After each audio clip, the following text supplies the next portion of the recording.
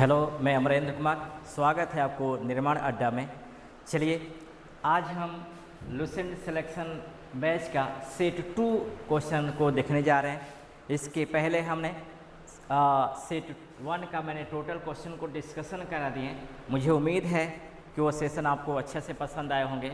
अगर मेरा क्लास अच्छा लग रहा हो, है ना, तो अपना राय ज़रूर दीजिएगा और सब्सक्राइब और शेयर ज़रूर कीजिएगा। तो चलिए स्टार्ट करते हैं लुसेंट सिलेक्शन बैच सेट 1 का क्वेश्चन, ठीक ना।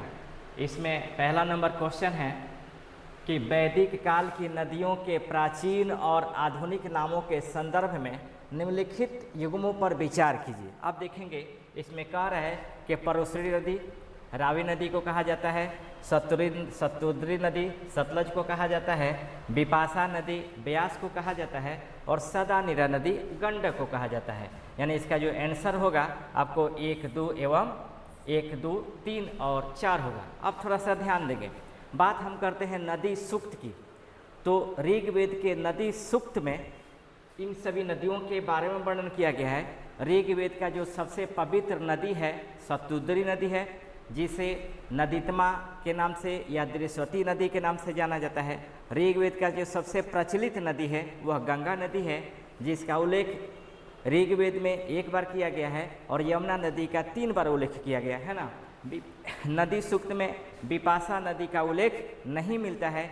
और भी नदियों की बात करें तो ऋग्वैदिक कालीन बहुत ऐसी नदियाँ प्राचीन नदियाँ हैं जो उनका वर्तमान नाम है, जिसमें पहला नंबर परोसरी नदी रावी नदी को कहा जाता है, सतुद्री नदी सतलज नदी को कहा जाता है, बिपाशा नदी ब्यास नदी को कहा जाता है, सदानीरा नदी गंडक नदी को कहा जाता है, बितस्ता नदी झेलम नदी को कहा जाता है, अस्किरी नदी चिनाब को कहा जाता है। तो इस तरह से नदी सूक्त में इन ऋग्वैदिक कालीन नदियों का वर्णन मिलते हैं। दूसरा नंबर है कि ऋग्वैदिक कालीन समाज के संदर्भ में निम्नलिखित कथनों में से कौन से कथन सही है। अब ध्यान देंगे, स्त्रियां सभा और समिति की बैठक में भाग ले सकती थी, सही बात है। समाज में बाल विवाह और पर्दा प्रथा का प्रचलन था, ये गलत है। और विधवा अपने मृतक पति के छोटे भाई से विवाह कर सकती थी, ये सही है। यानी आंसर 2 का होगा 1 एवं 3, यानी 2 का आंसर बी होगा। अब यहाँ ध्यान देंगे, हम ऋग्वैदिक अगर समाज की बात करें तो ऋग्वैदिक समाज में महिलाओं को अंतर्जातीय विवाह करने का अधिकार था। उसके बाद बाल विवाह करने का अधिकार उन्हें नहीं था, ठीक ना। बाल विवाह यानी नहीं हुआ करते थे। इसके बाद आपको अगर अपने पति के छोटे भाई से जो विवाह करती थी उसको नियोग प्रथा कहा जाता था, है ना। उसे याद रखेंगे, उसे नियोग प्रथा कहा जाता था। ऋग्वेद के अनेक विदुषी महिलाओं का उल्लेख मिल जाता है, जिसमें अपाला है, घोषा है, विश्वसरा है। इन सभी वैदिक महिलाओं का उल्लेख विदुषी महिलाओं का उल्लेख मिल जाता है जो वेदों के मामले में प्रकांड विद्वान थी। उसके बाद आपका 3 नंबर प्रश्न है कि दशराग युद्ध के संदर्भ में निम्नलिखित कथनों पर विचार करें। तो ध्यान देंगे, इसका उल्लेख ऋग्वेद के 7वें मंडल में मिलता है, सही है। यह युद्ध परोसरी नदी के तट पे लड़ा गया था, यह भी सही है। इस युद्ध में सुदास की विजय होती, ये भी सही है। यानी 3 का जो आंसर होगा डी होगा 1, 2 एवं 3, है ना, ये याद रखेंगे। उसके बाद चौथा नंबर है सूची 1 को सूची 2 से मिलाना है। सांख्य दर्शन का जो प्रतिपादक थे वह कपिल थे, न्याय दर्शन का जो प्रतिपादक थे वह गौतम थे, योग दर्शन का पतंजलि और पूर्व मीमांसा का जैमिनी। यानी इसका आंसर होगा 2, 3, 1, 4, यानी 4 का आंसर होगा 2, 3, 1, 4, यानी इसका हो जाएगा आपको ए, है ना। 4 का आंसर ए हो जाएगा। उसके बाद उत्तर वैदिक काल में हुए परिवर्तनों के संदर्भ में निम्नलिखित कथनों पर विचार करें। अब ध्यान देंगे, इंद्र के स्थान पर प्रजापति सर्वाधिक प्रिय देवता हो गए, सही है। वर्ण व्यवस्था व्यवसाय के बजाय जन पर आधारित होने लगी, ये भी सही है। राजसु यज्ञ का अनुष्ठान राजा के राज्याभिषेक समय किया जाता था, ये भी सही है। यानी 5 का जो आंसर होगा आपको 1, 2 एवं 3 होगा। यहाँ ध्यान देंगे, ऋग्वैदिक काल का जो सबसे महत्वपूर्ण यज्ञ था वह अश्वमेघ यज्ञ था, ये आपको ध्यान रखने की जरूरत होगी। उसके बाद है 6 नंबर में ऋग्वैदिक काल में प्रयुक्त अघन्या शब्द किसके लिए प्रयोग किया गया है? तो याद रखेंगे ये गाय के लिए प्रयोग किया गया है ना, गाय के लिए प्रयोग किया गया है। इसको अघन्या यानी न मारने योग्य के नाम से भी जाना जाता है। 7वां नंबर है, निम्नलिखित में से किस स्थल से जूते हुए खेत और अग्नि पूजा की प्रथा के प्रमाण मिलते हैं? तो ये होगा आपको कालीबंगा। ये ध्यान देंगे, मैंने बताया था कि सैंधवकालीन स्थल है। कालीबंगा का अर्थ होता है काली रंग की चूड़िया। यह राजस्थान के गंगानगर जिले में घग्गर नदी के तट पर स्थित था। यह सिंधु सभ्यता का एकमात्र स्थल है जिसके घरों के निर्माण में कच्चे ईंटों का प्रयोग किया गया है, जबकि नालियों के निर्माण में पक्के ईंटों का प्रयोग किया गया है। यहाँ से प्रमुख अगर साक्ष्यों की बात करें तो साक्ष्यों में सबसे पहले जूते हुए खेत के प्रमाण मिलते हैं, एक साथ 2 फसलों को उगाने के प्रमाण मिलते हैं यानी चना और सरसों के उगाने के प्रमाण मिलते हैं, आपको अलंकृत ईंटों का प्रयोग का उल्लेख मिलते हैं, आपको अग्निवेदी के प्रमाण मिलते हैं, युगल समाधान के प्रमाण मिलते हैं, प्राचीनतम भूकंप के प्रमाण मिलते हैं, है ना। उसके बाद आपको शल्य चिकित्सा के प्रमाण मिलते हैं, भीषण अग्निकांड के प्रमाण मिलते हैं, ठीक है। तो ये सभी कालीबंगा से मिले हैं। यहाँ और एक सबसे महत्वपूर्ण याद रखेंगे, काठ के बना पाइप का यहाँ से उल्लेख मिलता है। हड़प्पा की बात करें, यह पाकिस्तान के मांटगोमरी जिले में रावी नदी के तट पर स्थित था। 1921 में दयाराम साहनी ने इसकी खोज की थी, दयाराम साहनी ने खोज की थी और ये रावी नदी के तट पर स्थित था। यहाँ के संदर्भ में याद रखेंगे, यहाँ से आपको कांसे का बना इक्का गढ़ी का प्रमाण मिला है, श्रमिक आवास के प्रमाण मिले हैं, माउंट एबी और R37 नामक कब्रिस्तान के भी प्रमाण मिले हैं। मोहनजोदड़ो की बात करें तो मोहनजोदड़ो का अर्थ होता है मृतकों का टीला। सिंधी भाषा में अर्थ होता है मृतकों का टीला। हालांकि ये बड़ा आश्चर्य की बात है कि नाम तो अर्थ तो है मृतकों का टीला, लेकिन यहाँ से एक भी कब्रिस्तान के प्रमाण नहीं मिले हैं। यह आपको 1922 में राखलदास बनर्जी ने इसकी उत्खनन करवाया था और ये पाकिस्तान के सिंध प्रांत के लारकाना जिले में सिंधु नदी के दाहिने तट पर स्थित था। यहाँ के प्रमुख अवशेषों की बात करें तो विशाल स्नानागार के प्रमाण मिलते हैं, जिसे सिंधु सभ्यता का सबसे बड़ा सार्वजनिक स्थल के रूप में उसको डिकोड किया गया है। उसके बाद विशाल अन्नागार के प्रमाण मिले हैं, जिसे सिंधु सभ्यता का सबसे बड़ा इमारत कहा गया है। यहाँ से कपास के प्रमाण मिले हैं, ठीक ना, सूती कपड़े के प्रमाण मिले हैं, ये आपके हैं। लोथल की बात करें तो ये गुजरात के अहमदाबाद जिले में भोगवा नदी के तट पर स्थित है। SR राव ने इसका खोज किया था। इसे लघु हड़प्पा के नाम से भी जाना जाता है और ये सिंधु सभ्यता का एकमात्र स्थल है जहाँ के घरों एवं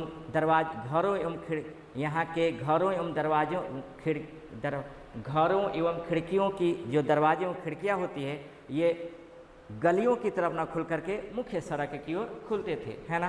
तो ये आपका इसका हो जाएगा, तो 7 का आंसर हो जाएगा सी। यहाँ थोड़ा सा ध्यान देंगे, आप लोग का रिक्वेस्ट है कि सर इसका अलग डिस्कशन कराइए, मतलब अलग पेज पे कराइए। दरअसल ये पूरा लूसेंट PDF है, तो मैं यहाँ आपको बोल करके ही समझा देता हूँ। 1-2 बार आप समझ लेंगे, सुन लेंगे और इसको टिक कर लेंगे तो आसानी से हो जाएगा, या इसको थोड़ा सा लिख लेंगे तो ठीक ना।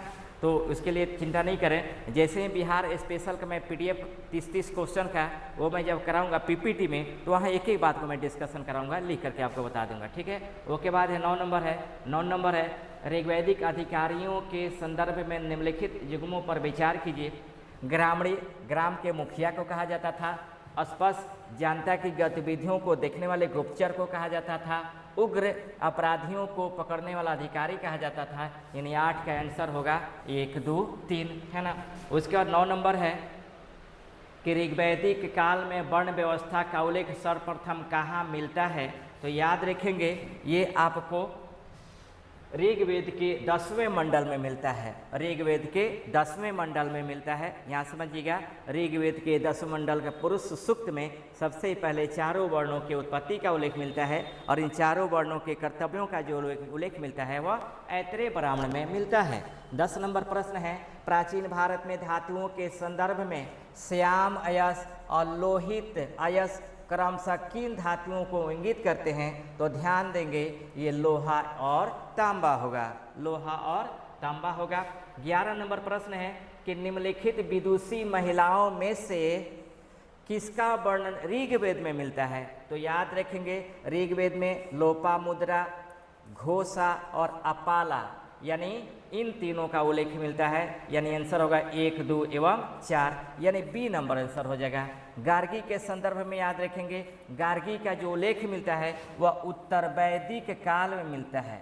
ये उत्तर वैदिक कालीन विदुषी थी, यानी वेदों की ज्ञाता थी। और याद रखेंगे बृहदारण्यक उपनिषद में मिथिला के शासक राजा होते हैं जनक, उन्हीं के दरबार में आपको गार्गी और याज्ञवल्क ऋषि के बीच में संवाद मिलता है ना। इसमें संवाद मिलता है जिसका वर्णन किया गया है बृहदारण्यक उपनिषद में। फिर समझ लेंगे, बृहदारण्यक उपनिषद में गार्गी और याज्ञवल्क ऋषि के बीच में संवाद मिलता है। हालांकि इस संवाद में यानी शस्त्रार्थ में गार्गी से याज्ञवल्क ऋषि हारने लगते हैं, तब तमतमा के कहते हैं कि ज़्यादा मत बोलो अन्यथा तुम्हारे सर को तोड़ दिया जाएगा। तो ये थोड़ा सा है, ध्यान देंगे आप लोग, है ना। तो गार्गी आपको उत्तर वैदिकालीन विदुषी महिला थी, बाकी आपको ऋग्वेद में उल्लेख मिलता है। 12 नंबर है, ऋग्वैदिक राजनीति के संदर्भ में सभा और समिति के बारे में सही कथन का चुने। तो ध्यान देंगे, इसका ए नंबर आंसर होगा। सभा श्रेष्ठ लोगों की संस्था थी, जबकि समिति सामान्य जनता का प्रतिनिधित्व करती थी, 1 नंबर हो जाएगा। उसके बाद 13 नंबर है, आर्यों के मूल निवास स्थान के संदर्भ में मैक्स मूलर का क्या मत है। ध्यान देंगे, वैदिक सभ्यता में आर्यों के जो भारत में आगमन हुआ उसको लेकर के अलग अलग विद्वानों ने अपना अलग अलग मत दिया है। इनमें मैक्स मूलर ने कहा था कि भारत में जो आर्य आए थे वह मूल रूप से मध्य एशिया के रहने वाले थे, है ना। हालांकि मैक्स मूलर के विचार को ही माना गया है ज़्यादातर कि भारत मूलतः मध्य एशिया, आर्य मूलतः मध्य एशिया के रहने वाले थे। तो आर्यों के मूल निवास के संदर्भ में 13 का आंसर हो जाएगा मध्य एशिया। यहाँ थोड़ा और समझेंगे, जो अलग अलग विद्वानों के द्वारा मत दिए गए हैं। इसमें आप हैं उत्तरी ध्रुव, तो उत्तरी ध्रुव के संदर्भ में बताया है आपको बाल गंगाधर तिलक। बाल गंगाधर तिलक ने अपना विचार दिया है कि आर्य मूलतः उत्तरी ध्रुव के रहने वाले थे, है ना। उसके बाद दयानंद सरस्वती ने आपको तिब्बत को बताया है कि आर्य मूलतः तिब्बत के रहने वाले थे, दयानंद सरस्वती ने। और सप्त सैंधव प्रदेश अविनाश चंद्र दास ने बताया कि आर्य मूलतः सप्त सैंधव प्रदेश के रहने वाले थे। तो समझ लेंगे, उत्तरी ध्रुव, तिलक, तिब्बत, स्वामी दयानंद सरस्वती, मध्य एशिया, मैक्स मूलर और सप्त सैंधव प्रदेश अविनाश चंद्र दास का ये सिद्धांत है, मत है। उसके बाद 14 नंबर है, सैंधव सभ्यता में समाधान प्रथाओं के संदर्भ में सही कथन की पहचान करें। हड़प्पा में शवों को जलाने की प्रथा थी, गलत है।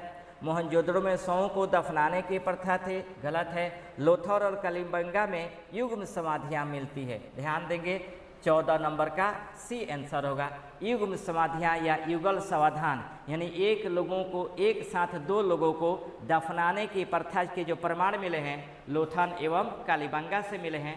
हालांकि एक साथ दो लोगों को दफनाने के प्रमाण तो मिले हैं, लेकिन ये कंफर्म नहीं हुए कि एक ही कब्र में दो लोग को दफनाए गए, वो पति पत्नी थे या कोई और था। इसलिए यहाँ सती प्रथा के अभी साक्ष्य को लेकर हम इसको नहीं कर सकते हैं, है ना। उसके बाद 15 नंबर है, उत्तर वैदिक काल में कर एकत्र करने वाले अधिकारी को क्या कहा जाता था, तो भागदूह कहा जाता था। अब ध्यान देंगे, वैदिक काल में कर को कहा जाता था बलि, और याद रखेंगे बलि आपको ऋग्वैदिक काल में स्वेच्छाचारी था, यानी स्वेच्छा से व्यक्ति के इच्छाओं पे डिपेंड करता था कि दे, लेकिन उत्तर वैदिक काल में यह अनिवार्य हो गया। बलि कर था, ऋग्वैदिक काल में स्वेच्छा से दिया जाता था और उत्तर वैदिक काल में अनिवार्य कर दिया गया।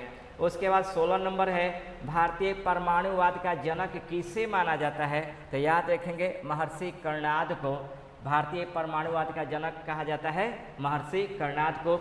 महर्षि कपिल याद रखेंगे, ये सांख्य दर्शन के प्रतिपादक थे। उसके बाद पतंजलि योग दर्शन के प्रतिपादक थे। महर्षि गौतम ये न्याय दर्शन के प्रतिपादक थे, ये ध्यान देंगे।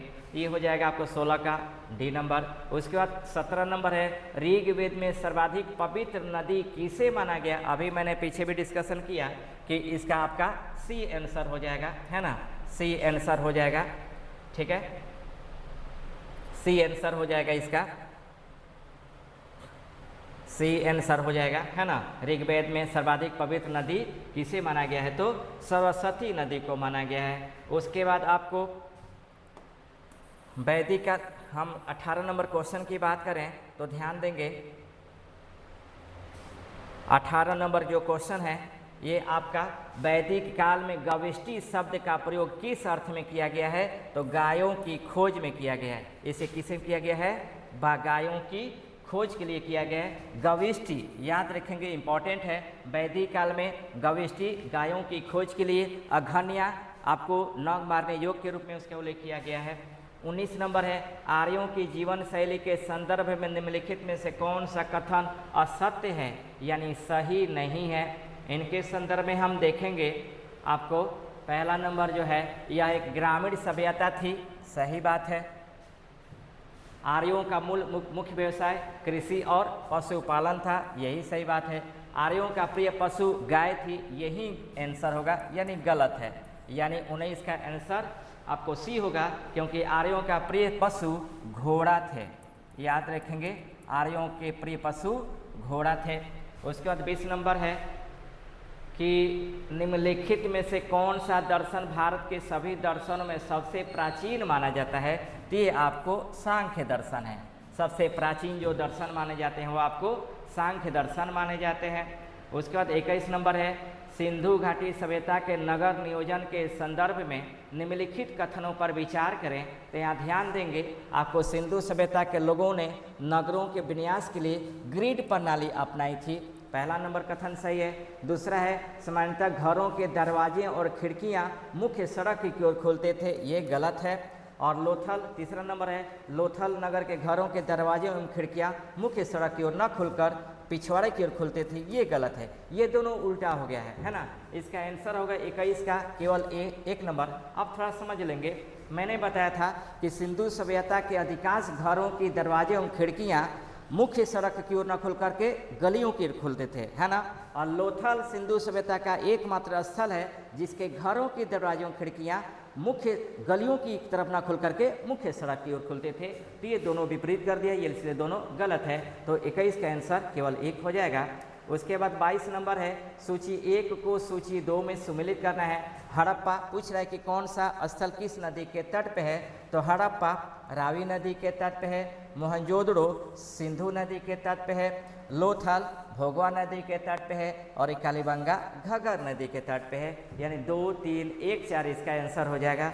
2, 3 यानी 3, 4, 1, 2 आंसर हो जाएगा। यानी आपको 22 का ए नंबर आंसर होगा। उसके बाद हम बात करते हैं 23 नंबर में सिंधु सभ्यता में कृषि और पशुपालन के साक्ष्यों के संदर्भ में निम्नलिखित में से कौन सा युग सुमेलित नहीं है, तो ध्यान देंगे मिट्टी से बने हल के प्रमाण बनावली से मिले हैं, सही है।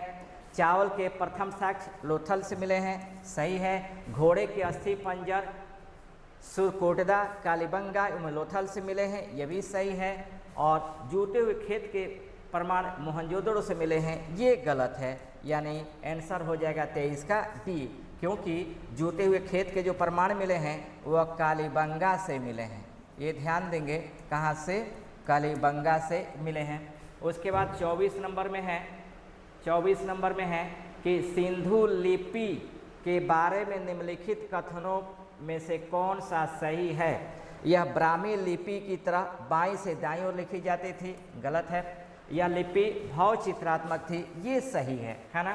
तो 24 का आपका आंसर हो जाएगा बी, 24 का आंसर हो जाएगा बी। उसके बाद हम 25 नंबर में देखते हैं कि निम्नलिखित में से किस हड़प्पाकालीन स्थल से युगल सावधान एवं स्त्री के गर्भ से निकलता हुआ पौधा का प्रमाण मिले।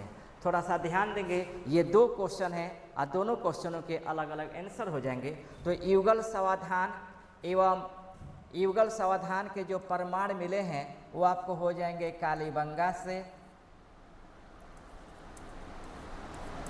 कालीबंगा से और लोथल से। ये ध्यान देंगे लोथल से।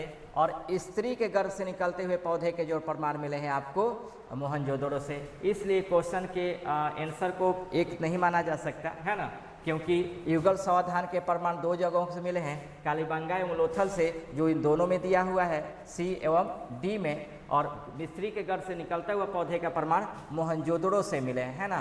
स्त्री के गर्भ से निकलते हुआ पौधा जो कहा जाता है वो आपको उर्वरता की देवी के रूप में इन्हें उल्लेख किया गया है। उसके बाद 26 नंबर, सिंधु के सभ्यता के व्यापारिक संबंधों के संदर्भ में आयातित वस्तुओं और उनके स्थानों का गलत युग्म को पहचान करें। अब देखेंगे, तांबा खेतड़ी बलूचिस्तान और ओमान से मंगाया जाता था, सही बात है। टीन अफगानिस्तान और ईरान से मंगाया जाता था, ये भी सही बात है। सोना कर्नाटक अफगानिस्तान और ईरान से मंगाया जाता था, ये भी सही है। सीसा मेसोपोटामिया, ये गलत है। सीसा जो मंगाए जाते थे वह ईरान से, कहाँ से? ईरान एवं राजस्थान से, ये ध्यान देंगे, यहाँ से मंगाए जाते थे। तो 26 का जो आंसर होगा वह डी होगा, ये याद रखेंगे। सीसा के संदर्भ में याद रखेंगे ईरान एवं राजस्थान। उसके बाद 27 नंबर है, निम्नलिखित में से किस पूरा स्थल का निचला शहर सामान्य लोगों के रहने हेतु भी किले से घिरा हुआ था? ये हो जाएगा आपका कालीबंगा, ये होगा आपका कालीबंगा। उसके बाद हम बात करते हैं 28 नंबर, मनका बनाने के कारखाना निम्नलिखित में से किस स्थान से मिले हैं? तो मनका बनाने के जो कारखाना मिले हैं लोथल एवं चनहुदड़ो से। मनका मिट्टी के बना घड़ा होता है, ठीक ना, ये दोनों ये चनहुदड़ो से और लोथल से आपको मनका बनाने के कारखाने के प्रमाण मिले हैं। 29 नंबर में है आपका कि सिंधु सभ्यता के सामाजिक और धार्मिक जीवन के संदर्भ में सत्य कथन का पहचान करें। तो ध्यान देंगे, सिंधु घाटी के नगरों में भव्य मंदिरों के अवशेष मिले हैं, गलत बात है, गलत पॉइंट है, यानी कथन ये सिंधु सभ्यता में कहीं मंदिर के प्रमाण नहीं मिलते, मूर्ति के प्रमाण मिलते हैं, है ना। समाज प्रतिशतात्मक था, ये भी गलत है। समाज यहाँ के मात्र सत्तात्मक था, ये ध्यान देंगे, मात्र सत्तात्मक था, ठीक ना। इसके अलावा लोग तलवार से परिचित थे और युद्ध प्रेमी थे, ये भी गलत है। लोग यहाँ के शांति प्रेमी थे, यानी शांति प्रेमी थे, ये ध्यान देंगे। उसके बाद स्वास्तिक चिन्ह संभवतः हड़प्पा सभ्यता के देन है और यह सूर्य उपासना का प्रतीक है, यही सही है, यानी 29 का आंसर डी होगा, ये ध्यान देंगे। उसके बाद हम बात करते हैं 30 नंबर क्वेश्चन है, सुमेलित करना है कि किस स्थल का उत्खनन किस विद्वान ने कराया था? तो दयाराम साहनी ने हड़प्पा का उत्खनन कराया था, राखलदास बनर्जी ने मोहनजोदड़ो का कराया था, रंगनाथ राव ने लोथल का कराया था और रविंद्र सिंह विष्ट ने RS विष्ट ने आपको बनावली का कराया था। यानी 2, 3, 1, 4 आंसर होगा, यानी 30 का ए नंबर आंसर हो जाएगा। उसके बाद है आपका सिंधु सभ्यता के पतन अवसान के बाद या समकालीन साक्ष्यों में मेलुहा शब्द का प्रयोग किसके लिए किया गया है? ध्यान देंगे, मेलुहा, ये मेलुहा शब्द मेसोपोटामियाई अभिलेखों में मिलता है सिंधु सभ्यता के लिए, है ना। सिंधु सभ्यता के लिए मेलुहा शब्द का प्रयोग किया गया है। और ऋग्वेद में हड़प्पा का नाम हरियूपिया मिलता है, ये जरूर याद रखेंगे, ऋग्वेद में हड़प्पा का नाम हरियूपिया मिलता है। उसके बाद 32 नंबर प्रश्न है कि धौलावीरा किस राज्य में और किस नदी के तट पर स्थित है? तो धौलावीरा गुजरात के कच्छ जिले में लूनी नदी के तट पर स्थित है और ये भारत में क्षेत्रफल की दृष्टि से सिंधु सभ्यता का दूसरा सबसे बड़ा स्थल है, दूसरा सबसे बड़ा स्थल है। 33 नंबर है, निम्नलिखित में से किस पशु का अंकन हड़प्पा की मोहरों पर सर्वाधिक मिलता है? ये हो जाएगा एक श्रृंगी बैल, क्या हो जाएगा? एक श्रृंगी पशु हो जाएगा, यानी आपको 33 नंबर का आंसर बी हो जाएगा।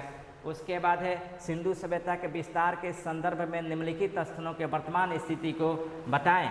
तो ध्यान देंगे, ये कथन कारण वाला, ये आपको स्टेटमेंट क्वेश्चन है। जब तक पूरे सिंधु सभ्यता के चैप्टर को एक अच्छी तरह से नहीं कंप्लीट कर पाएंगे तब ये आंसर संभव नहीं हो पाएगा। तो समझेंगे, मांडा जम्मू कश्मीर में है, सही बात है, ये सिंधु सभ्यता का उत्तरी स्थल है। दैमाबाद महाराष्ट्र में है, ये सिंधु सभ्यता का दक्षिणी स्थल है। आलमगीरपुर उत्तर प्रदेश में है, ये सिंधु सभ्यता का पूर्वी स्थल है। सुतगा गेंडोर पाकिस्तान में है, ये सिंधु सभ्यता का पश्चिमी स्थल है। यानी आंसर होगा 34 का डी, यानी 1, 2, 3 और 4 सभी सही है। 35 नंबर हम बात करते हैं। तो 35 नंबर है कि सिंधु वासियों के मनोरंजन के साधन में क्या शामिल नहीं था? थोड़ा सा ध्यान देंगे। प्रश्न जब ही करें, क्योंकि मैं भी कभी कभी कंफ्यूज हो जाता हूँ, जल्दीबाजी में क्वेश्चन पढ़ने से आंसर भी गलत हो जाते हैं, है ना। हमेशा याद रखेंगे क्वेश्चन प्रश्न जब पढ़ें तो प्रश्न के अंत में उसके स्वरूपों को देखें कि सही कह रहा है कि नहीं कह रहा है, असत्य कह रहा है कि सत्य कह रहा है। इस जल्दीबाजी में क्वेश्चन के आंसर भी गलत होने की संभावना प्रबल हो जाती है, इसलिए प्रश्न को ध्यान से पढ़ें। इसमें कह रहा है कि सिंधु वासियों के मनोरंजन के साधन में क्या शामिल नहीं था, तो याद रखेंगे मछली पकड़ना था, शिकार करना था, चौपड़ और पासा खेलना था, रथ दौड़ नहीं था। तो 35 का आंसर हो जाएगा आपको डी। उसके बाद है 36 नंबर, सिंधु सभ्यता में तौल की इकाई संभवतः किस अनुपात में थी, तो याद रखेंगे ये 16 के अनुपात में थी। कितने अनुपात में? 16 के अनुपात में थी, ये ध्यान देंगे। उसके बाद 37 नंबर, हड़प्पा एवं मोहनजोदड़ो को एक विस्तृत साम्राज्य की जुड़वा राजधानी किसने कहा था, तो इसको स्टुअर्ट पिगट महोदय ने कहा था। स्टुअर्ट पिगट महोदय ने इस बात को कहा था, ये ध्यान देना होगा। 38 नंबर प्रश्न है कि सिंधु सभ्यता के बर्तनों की मुख्य विशेषता क्या थी। सिंधु सभ्यता के बर्तनों की मुख्य विशेषता क्या थी, तो लाल मिट्टी के बर्तन पर काले रंग की डिजाइन किया जाता था। ये आपका आंसर हो जाएगा, यानी 38 का डी हो जाएगा। उसके बाद है 39 नंबर कि निम्नलिखित में से कौन सा स्थल घग्घर नदी के किनारे स्थित नहीं है, तो याद रखेंगे घग्घर नदी के किनारा स्थित स्थलों में है कालीबंगा, राखीगढ़ी और बनावली। घग्घर नदी के तट पे ये तीनों स्थल स्थित हैं, रोपड़ नहीं है। रोपड़ आपको सतलज नदी के तट पर स्थित है, इसलिए 39 का आंसर डी हो जाएगा। 40 नंबर है कि सिंधु सभ्यता में वस्त्रों के लिए किसका प्रयोग किया जाता था, तो सूती एवं ऊनी वस्त्रों का प्रयोग किया जाता था, है ना। 41 नंबर है कि जैन धर्म के सिद्धांतों के संदर्भ में निम्नलिखित कथनों पर विचार करें। ध्यान देंगे, कथन एक है जैन धर्म में ईश्वर की मान्यता नहीं है परंतु आत्मा की मान्यता है, सही है। दूसरा है जैन धर्म के अनुसार सृष्टि का निर्माण जीव तथा जीव नामक दो मूल तत्वों से हुआ है जिसे पुद्गल या परमाणु कहा जाता है, यह भी सही है। और तीसरा है स्यादवाद और अनेकांतवाद जैन धर्म के सप्तभंगी न्याय के अन्य नाम हैं, ये भी सही है, यानी आंसर हो जाएगा आपका 1, 2, 3, यानी आपको 41 का आंसर हो जाएगा डी, 1, 2 और 3। उसके बाद है 42 नंबर, सूची 1 को सूची 2 से सुमेलित करना है। जन्म आपका कमल एवं साढ़ इसका प्रतीक रखा गया है। गृह त्याग घोड़ा है, ज्ञान पीपल है और मृत्यु स्तूप है, यानी 2, 3, 4 एक आंसर हो जाएगा, यानी 42 का ए नंबर आंसर हो जाएगा। उसके बाद है आपका 43 नंबर, जैन मूर्ति कला और वास्तुकला के संदर्भ में निम्नलिखित कथनों पर विचार किए। देखिए कितने कथन कारण क्वेश्चन आए, इसलिए मैं कह रहा हूँ कि बाबू इन सभी लुसेंट के जितने भी क्वेश्चन मैंने डिस्कशन करा रहा हूँ एक बार इसको आप सुन लीजिए, है ना। इसका पीडीएफ मैं आप लोग को दे दूंगा, पीडीएफ आप लगा लीजिए और इसको आप एक बार सुन लीजिए, आसानी से तैयार हो जाएगा। मैं कहानी के रूप में समझा दे रहा हूँ आपको, यहाँ लिख नहीं पा रहा हूँ। मैं दरोगा और बीपीएससी और बिहार पुलिस के लिए जब मैं पीपीटी तैयार करूँगा तो वहीं के क्वेश्चन को मैं लिख करके आपको समझाऊंगा। यहाँ केवल एक बार आप सुन लेंगे। 100 क्वेश्चन है एक सेट में, आसानी से टोटल 9200 क्वेश्चन है, इतना कंप्लीट हो गया तो समझिएगा रिजल्ट नहीं रुकेगा जी इसके मामले से में। तो पहला है कि कर्नाटक के श्रवणबेलगोला में गोमतेश्वर मूर्ति चामुंड राय के प्रोत्साहन से बनाई गई थी, सही है। दूसरा है खजुराहो में जैन मंदिरों का निर्माण राष्ट्रकूट शासकों ने कराया था, गलत है। जान लीजिएगा खजुराहो के जैन मंदिरों का निर्माण चंदेल शासकों ने कराया था, चंदेल शासकों ने कराया था, ये ध्यान देंगे। उसके बाद है दिलवाड़ा के जैन मंदिर विमल शाह द्वारा बनाए गए थे, ये सही है, यानी 43 का 1 एवं 3 यानी बी नंबर आंसर हो जाएगा। उसके बाद है आपका 44 में महात्मा बुद्ध के गुरुओं और शिक्षा के संदर्भ में कौन सा युग सही है। अलार कलाम सांख्य दर्शन के आचार्य इनके गुरु थे, रुद्रक रामपुत्र योग का ज्ञान, ये भी सही है। और कौंडिन्य बुद्ध के प्रथम शिष्य, ये गलत है ना। तो आंसर होगा 1 एवं 2 यानी 44 का 1 एवं 2। अब ध्यान देंगे यहाँ कौंडिन्य बुद्ध के प्रथम शिष्य उपदेश के संदर्भ में कह रहा है।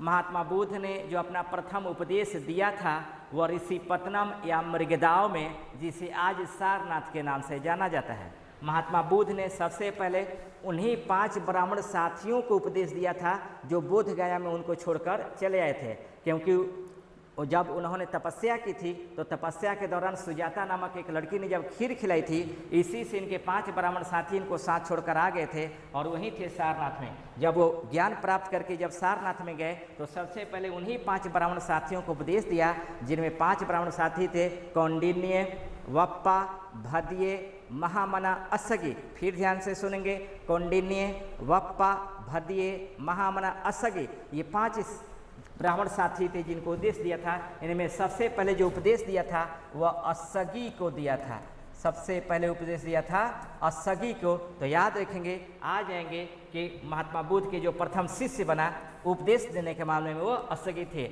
ऐसे उनके 2 प्रिय शिष्य थे, आनंद एवं उपाली, लेकिन उपदेश देने के मामले में प्रथम शिष्य जो बने वह असगी थे और अंतिम शिष्य जो बने वो आपको सुभक्ष थे। यानी प्रश्न आपके सामने आ जाए कि महात्मा बुद्ध ने प्रथम उपदेश किसे दिया, तो असगी को दिया, और अंतिम उपदेश किसे दिया था, तो सुभक्ष को दिया था। और याद रखेंगे महात्मा बुद्ध का जो अंतिम उपदेश था वह था आत्मदीपो भव, है ना। उसके बाद है 45 नंबर प्रश्न कि जैन धर्म की संगीतियों के संदर्भ में निम्नलिखित कथनों को पढ़ें। आप देखेंगे प्रथम जैन संगीति का आयोजन पाटलिपुत्र में किया गया था, जिसका अध्यक्ष बनाया गया शूलभद्र को, सही है। 2 है द्वितीय जैन संगीति वल्लभी में हुआ था, जिसका अध्यक्ष बनाया गया देवाधीश क्षमा श्रवण को, यह भी सही है। यानी 45 का आंसर होगा 1 एवं 2। उसके बाद 46 नंबर है कि जैन धर्म के त्रिरत्न में निम्नलिखित में से कौन सा शामिल नहीं है। तो यहाँ याद रखेंगे जैन धर्म के त्रिरत्न हैं सम्यक दर्शन, सम्यक आचरण, सम्यक ज्ञान। तो यहाँ देखना होगा कि किसमें कौन है, तो सम्यक ज्ञान, सम्यक आचरण, सम्यक दर्शन, यानी आंसर होगा 1, यानी सम्यक वाणी। उसके बाद है 47 नंबर, किस तमिल महाकाव्य को विवाह की पुस्तक के रूप में जाना जाता है और यह जैन धर्म से संबंधित है। याद रखेंगे ये होंगे जीवक चिंतामणि। ये सभी संगमकालीन साहित्य है ना, संगमकालीन साहित्य है। और याद रखेंगे जीवक चिंतामणि का जो लेखक थे वह तिरुत्तकतेवर थे, तिरुत्तकतेवर इनका नाम होता है। शिल्पाधिकारम के जो लेखक थे वह इलंगो आडिगल थे, शिल्पाधिकारम का लेखक इलंगो आडिगल थे। और मणि मेखले का लेखक शीतलय सतनार थे, शीतलय सतनार थे। तोल्कापियम याद रखेंगे ये दक्षिण भारतीय व्याकरण ग्रंथ है और इसको लिखा था तोल्कापियर ने। तो फिर समझ लेंगे शिल्पाधिकारम का इलंगो आडिगल, मणि मेखले का शीतले सतनार और तोल्कापियम का तोल्कापियर, ये याद रखेंगे। उसके बाद 48 नंबर है कि 6वीं से 9वीं शताब्दी के बीच अकोटा किस प्रकार की कला के लिए प्रसिद्ध था।